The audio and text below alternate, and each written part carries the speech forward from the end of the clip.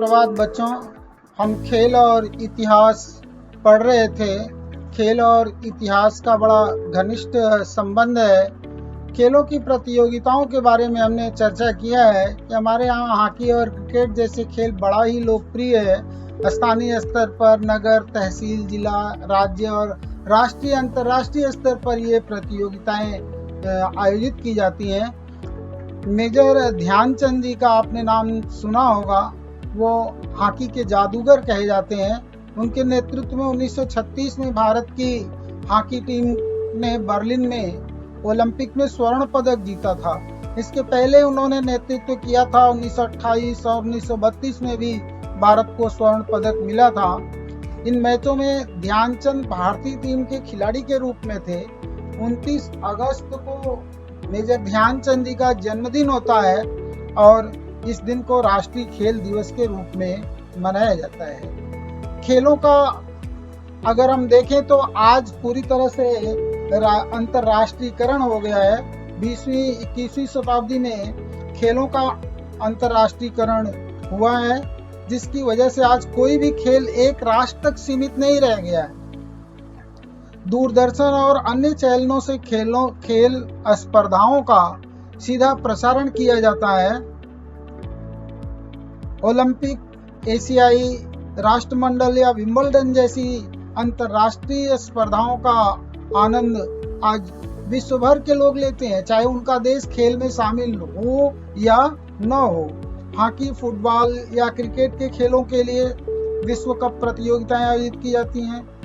और देखें तो खेलों को अब विज्ञापन के रूप में खिलाड़ियों को कुछ देखें तो खेलने वाले होते हैं और कुछ शौकिया आनंद लेने के लिए इसमें सम्मिलित होते हैं। दर्शक मनोरंजन के रूप में और विविध कंपनियां व्यावसायिक विज्ञापन को लेकर के खेलों के माध्यम से आती हैं। तो संन्यास प्राप्त जो खिलाड़ी होते हैं वो दर्शकों को मैच की जानकारी देने के लिए खेल में सहभागी होते हैं। तो इस तरह से हम कह सकते हैं कि आज खेलों का पूरी तरह से अंतर्राष्ट्रीयकरण हुआ है। अगला मुद्दा है खेलों का सामग्री और खिलौने। छोटे बच्चों का मनोरंजन होने और उन्हें शिक्षा प्राप्त होने की दृष्टि से रंग बिरंगे विभिन्न साधन उपकरण उपलब्ध होते हैं, उन्हें हम खिलौने कहते हैं। और प्राचीन काल से ये अस्तित्व में रहे हैं। उत्खनन से मिट्टी से बनाए गए खिलौने मिले हैं। इनको सांचे में ढालकर अथवा हाथ से कसकर दबाकर बनाया जाता है। प्राचीन समय में भारतीय साहित्य में पुतलियों का उल्लेख मिलता है। शूद्रक का एक नाटक शीर्षक मृच्छकटिक का अर्थ है मिट्टी की गाड़ी। ऐसे ही कथा सरित सागर में ग्रंथ में अनेक मनोरंजक खेलों और खिलौनों का वर्णन मिलता है। इसमें उड़ने वाली लकड़ी की गुड़ियों का वर्णन होता है। अतिरिक्त जानकारी के रूप में ये भी जाने कि पहले भारत के अनेक भागों में लकड़ी की गुड़िया बनाई जाती थी। और ऐसे ही महाराष्ट्र में ठकी नाम से जानी जाने वाली रंगीन लकड़ी की गुड़िया बनाई जाती। तो विभिन्न प्रकार के खेलों के साधन सामग्री इस्तेमाल होते थे। खेलों का इतिहास के साथ जो संबंध है वो बहुत गहरा है। देखें, खिलौनों के माध्यम से इतिहास और तकनीकी के विज्ञान पर प्रकाश डाला जा सकता है। तत्कालीन प्रचलित जो तकनीकी थी उसको समझा जा सकता है। तो साथ ही साथ इससे सांस्कृतिक परंपराओं का भी बोध होता है, धार्मिक परंपराओं का बोध होता है। जैसे हमारे यहाँ दशहरा और दिवाली जैसे त्योहारों के अवसर पर मिट्टी के तमाम तरह तरह के खिलौने, इससे ऐतिहासिक परंपराओं का भी बोध होता है। जैसे महाराष्ट्र में दीपावली में मिट्टी के किले गढ़ बनाने की लंबी परंपरा है। इन मिट्टी के गढ़ों पर छत्रपति शिवाजी महाराज और उनके सहयोगियों की प्रतिमाएं रखते हैं। इस तरह से गढ़ों और किलों के इतिहास को जानना सहज हो जाता है बच्चों के लिए और इतिहास के प्रति उनकी रुचि निर्माण होती है। खिलौनों के माध्यम से अगर हम देखें तो देश विदेश के बीच जो हमारा प्राचीन संबंध रहा है वो उजागर होता है, उस पर प्रकाश पड़ता है। इटली के पाम्पेई शहर में उत्खनन में एक भारतीय हस्तिदंत से बनाई हुई गुड़िया पाई गई। यह गुड़िया पहली शताब्दी की होनी चाहिए, ऐसा इतिहासकारों का अनुमान है। और इसके आधार पर हम ये अनुमान लगा सकते हैं कि भारत और रोम के बीच जो है संबंध कितना पुराना रहा है। तो इस रूप में उत्खनन में पाए गए खिलौने प्राचीन समय से विभिन्न देशों के बीच पारस्परिक संबंधों पर प्रकाश डालते हैं। अगला मुद्दा है खेल और संबंधित साहित्य तथा फिल्में। खेल और उससे जुड़ा साहित्य एक नवीन ज्ञान शाखा है। खेलों से संबंधित पुस्तकें, कोषों को नए से बनाया जा रहा है।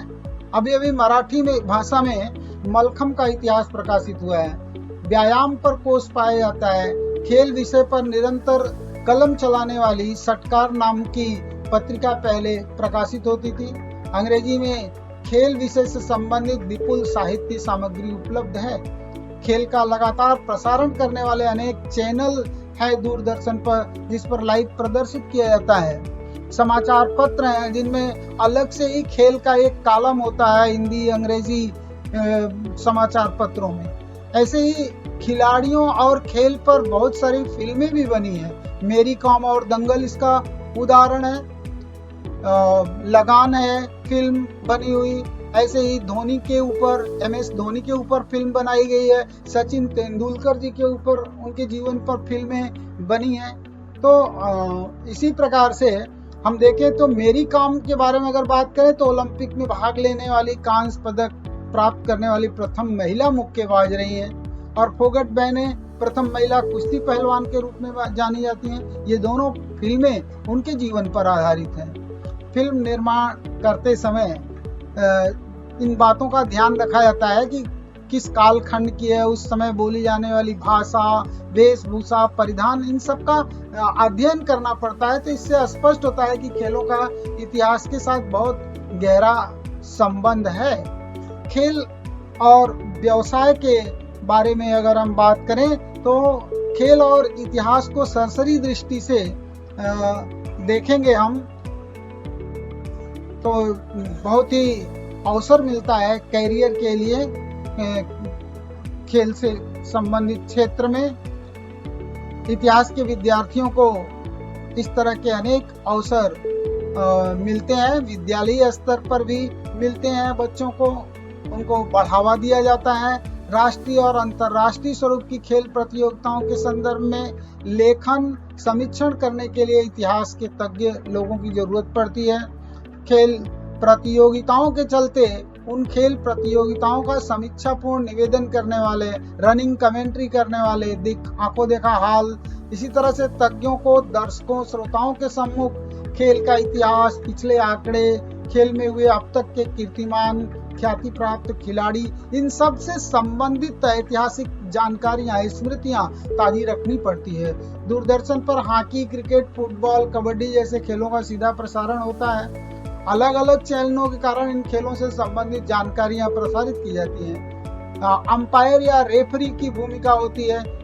खेल प्रतियोगिता में पंचों का भी बड़ा महत्वपूर्ण स्थान है और परीक्षा में पात्रता परीक्षा प्राप्त करने के बाद उनको जिला, राज्य, राष्ट्रीय, अंतर्राष्ट्रीय स्तर पर ऐसा अवसर मिलता है। सरकारी और गैर सरकारी स्थानों पर भी इस तरह की प्रतियोगिताएं होती है। बच्चों, खेलों के माध्यम से व्यवसाय के अवसर किस प्रकार प्राप्त किए जाते हैं, आप देखें तो खेल संबंधी लेखन करने वाले लेखक या समीक्षक की आवश्यकता पड़ती है। आकाशवाणी, दूरदर्शन तथा विभिन्न चैनलों पर खेलों की समालोचना करने वाले समालोचक, तज्ञ और उन्हें जानकारी देने वाले सहायकों की आवश्यकता पड़ती है। तो इतिहास विषय के विद्यार्थियों को इस क्षेत्र में अपना कैरियर बनाने का अवसर मिलता है। खिलाड़ियों को सिखाने वाले कोच, प्रशिक्षक, मैदान तैयार करने वाले लोग या पंच या रेफरी की जरूरत पड़ती है। खेल का चित्रीकरण करने वाले कैमरामैन, उनके सहायक और संगणक तज्ञ आदि बहुत सारे अवसर हैं खेल क्रीड़ा के क्षेत्र में। तो इतिहास के विद्यार्थियों को इस क्षेत्र में अपना आजमाना चाहिए कैरियर। अतिरिक्त जानकारी के रूप में आप देखें, मराठी भाषा में क्रिकेट मैचों का आंखों देखा हाल अर्थात निवेदन करने वाले जो हैं, चित्र दिया गया है बाल जब पंडित।